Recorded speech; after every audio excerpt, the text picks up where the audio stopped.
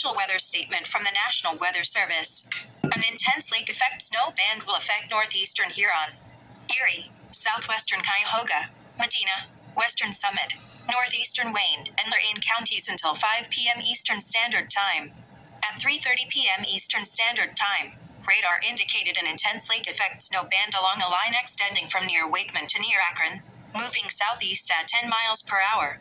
Hazards include winds to 30 miles per hour, visibility rapidly dropping to less than a quarter of a mile, snow rates of up to 1 inch per hour.